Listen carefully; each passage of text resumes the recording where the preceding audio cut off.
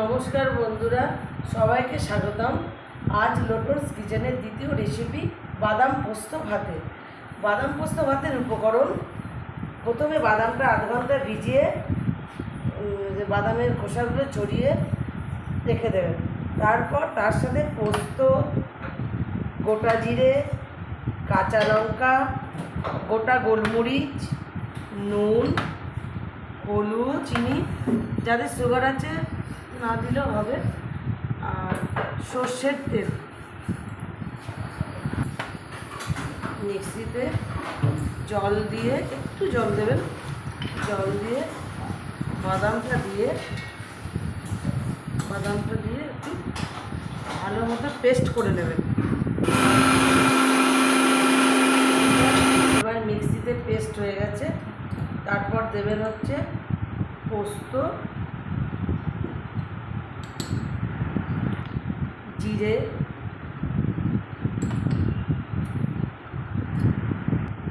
কাঁচা লঙ্কা, পরিমাণ মতো দেবেন, যেমন ঝাল খান তেমন দেবেন, গোলমরিচ,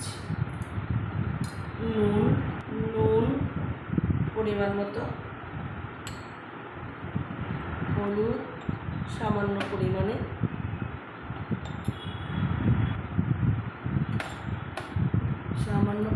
একটু চিনি, সুগার হলে নাও দিতে পারেন। উপকরণগুলো দিয়ে আবার মিক্সিতে পেস্ট করে নিলাম, কিন্তু কোনো রকম জল দেওয়া যাবে না।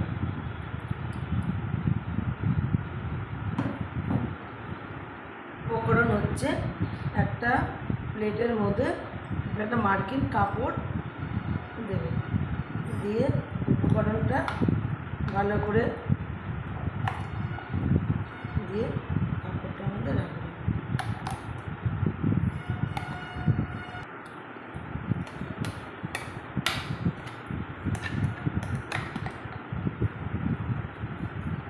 কন্টেনার থেকে পুরো পেস্টটা এই পাত্রের মধ্যে নিয়ে নিলাম।